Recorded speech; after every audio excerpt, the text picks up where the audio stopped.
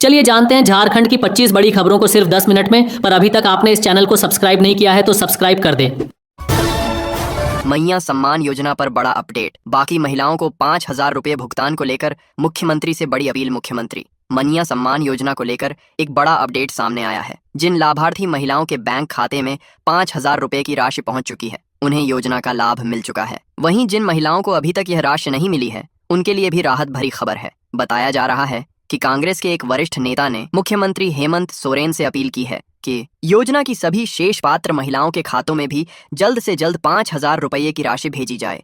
इस संबंध में कई महत्वपूर्ण मांगें भी सरकार के सामने रखी गई हैं। जानकारी के अनुसार लाभार्थियों के सत्यापन और भुगतान की प्रक्रिया अंतिम चरण में है।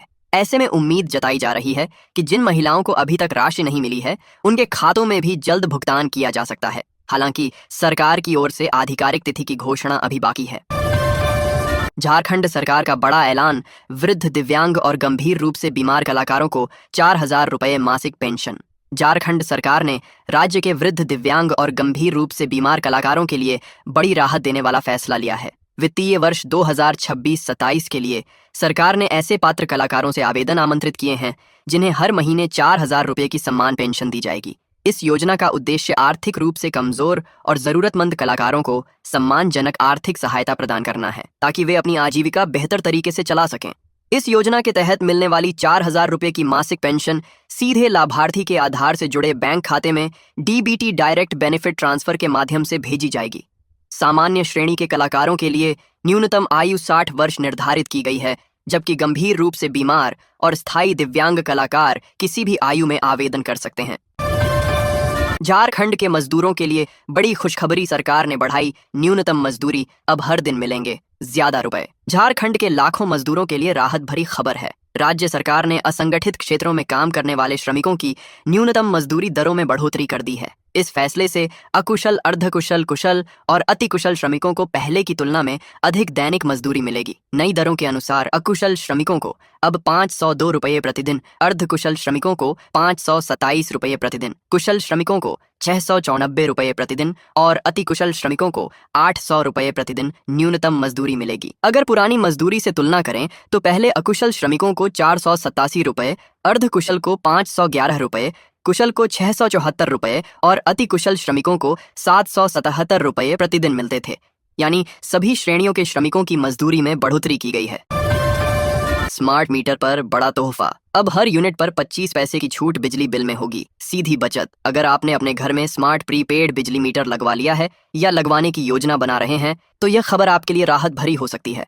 झारखंड सहित बिहार जैसे कई राज्यों में स्मार्ट प्रीपेड मीटर इस्तेमाल करने वाले बिजली उपभोक्ताओं को प्रति यूनिट 25 पैसे तक की छूट दी जा रही है। इससे बिजली बिल में लगभग 2.5% तक की बचत हो सकती है। स्मार्ट प्रीपेड मीटर की सबसे बड़ी खासियत यह है कि इसमें उपभोक्ता पहले से रिचार्ज कर बिजली का उपयोग करते हैं। इससे बिजली खर्च पर बेहतर नियंत्रण रहता है और जितनी जरूरत हो उतनी ही बिजली का इस्तेमाल किया जा सकता है। साथ ही मोबाइल ऐप या ऑनलाइन माध्यम से घर बैठे आसानी से रिचार्ज भी किया जा सकता है। सरकार का उद्देश्य स्मार्ट मीटर के माध्यम से बिजली चोरी रोकना, बिलिंग व्यवस्था को पारदर्शी बनाना और उपभोक्ताओं को बेहतर सुविधा देना है। झारखंड में मानसून ने पकड़ी रफ्तार। अगले 5 दिनों तक बारिश के आसार। मौसम केंद्र के अनुसार अगले 5 दिनों में अधिकतम तापमान में 3 से 5 डिग्री सेल्सियस तक की गिरावट आने के संकेत हैं, जिससे लोगों को गर्मी से राहत मिलने की उम्मीद है। मौसम विभाग के अनुसार 2 जुलाई तक झारखंड के अधिकांश हिस्सों में आसमान में बादल छाए रहेंगे। कई जगहों पर हल्की से मध्यम दर्जे की बारिश हो सकती है। 30 जून को पलामू, गढ़वा, चतरा और लातेहार में गरज चमक के साथ तेज हवाएं चल सकती हैं। 1 जुलाई को झारखंड के विभिन्न हिस्सों में वज्रपात और तेज हवा की संभावना है, जबकि उत्तर पूर्वी झारखंड, कोडरमा, गिरिडीह, धनबाद में कहीं कहीं भारी बारिश हो सकती है। 2 जुलाई को पूर्वी और पश्चिमी सिंहभूम, सरायकेला, खरसावां और मध्य झारखंड, रांची, बोकारो, खूंटी, रामगढ़, धनबाद आदि के कुछ क्षेत्रों में भारी बारिश के आसार है।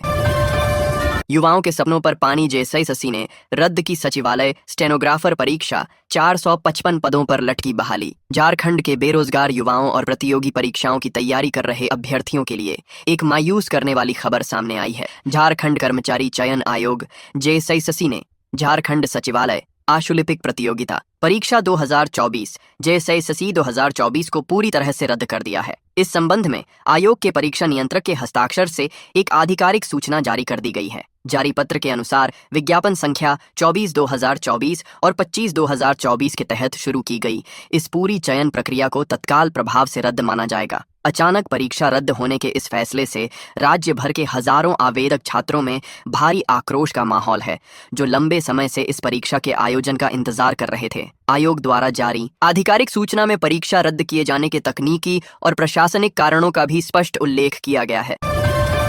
हजारीबाग में सांप ने बच्चे को दशातांत्रिक के कहने पर 12 घंटे किया गोबर का लेप और हजारीबाग जिले के चौपारण थाना क्षेत्र के रैम्बो कर्मा गांव में सांप के डंसने से एक बच्चे की मौत हो गई। डॉक्टरों की ओर से बच्चे को मृत घोषित किए जाने के बाद परिजन तांत्रिक के पास पहुंचे और झाड़ फूंक के चक्कर में बच्चे की बॉडी को 12 घंटे तक गोबर के लेप में रखा। आखिरकार जब बच्चा जीवित नहीं हुआ और तांत्रिक भी मौका देखकर फरार हो गया, तब जाकर परिजनों ने बच्चे की लाश को दफन किया। घटना चौपारण प्रखंड की डेबो पंचायत स्थित रैम्बो कर्मा गांव की बताई जाती है।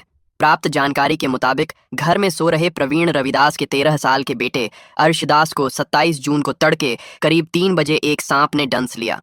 बच्चे की चीख सुनकर परिजन जागे। उन्होंने कमरे की लाइट जलाई तो बेटे के पास ही एक सांप को बैठा पाया। परिजनों और पड़ोसियों ने देखा कि सांप निकलकर भागने की कोशिश कर रहा है। इसके बाद सबने सांप को मार डाला और उसे जला दिया। उस समय किसी को पता नहीं चला कि सांप ने सोते समय आशिक को काट लिया है। इसके बाद आशिक सोने की कोशिश करने लगा। परिजनों को फिक्र थी, इसलिए थोड़ी देर में उसके पास पहुंचे। 24 घंटे में 2 नाबालिग सहित 6 की मौत। झारखंड में काल बनकर बरस रही बिजली। झारखंड के 4 जिलों में पिछले 24 घंटों के दौरान आकाशीय बिजली गिरने की अलग अलग घटनाओं में 2 नाबालिगों समेत कम से कम 6 लोगों की मौत हो गई। पुलिस ने सोमवार को यह जानकारी दी। पुलिस ने बताया कि रांची और गढ़वा जिलों में 2-2 लोगों की मौत की खबर है, जबकि गुमला और पश्चिमी सिंहभूम जिलों में 1-1 व्यक्ति की जान गई है। रांची जिले में 2 अलग अलग घटनाओं में 2 लोगों की मौत हो गई। मृतकों की पहचान सिल्ली थाना क्षेत्र के दुवाड़ू गांव निवासी शुभम मंडल 16 और बैरो थाना क्षेत्र के सेमरा गांव निवासी रवि तिग्गा 25 के रूप में हुई है। सिल्ली थाना प्रभारी नवीन कुमार ने बताया कि मंडल अपने पिता के साथ खेत में धान की रोपाई कर रहा था। उसी दौरान वह आकाशीय बिजली की चपेट में आ गया। वहीं बैरो थाना प्रभारी कफील अहमद ने बताया कि तिग्गा पर उस समय बिजली गिरी जब वह खेत में काम कर रहा था।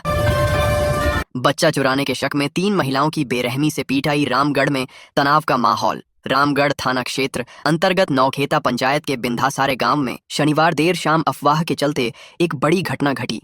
यहां बच्चा चोरी के संदेह में स्थानीय लोगों ने आदिम जनजाति पहाड़िया समुदाय की 3 महिलाओं की बेरहमी से पिटाई कर दी। इस अमानवीय घटना में एक महिला गंभीर रूप से घायल हो गई है, जबकि अन्य 2 को भी गहरी चोटें आई हैं।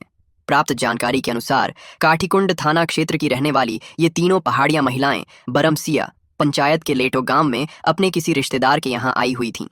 शनिवार दोपहर को तीनों महिलाएं अपने अपने बच्चों को साथ लेकर नदी में स्नान करने गई थीं। इसी दौरान अचानक मौसम खराब हो गया, जिससे बचने के लिए वे अपने बच्चों को लेकर जल्दबाजी में वापस लेटो गांव की ओर लौटने लगीं। जल्दी जल्दी चलने के कारण बच्चे रोने लगे।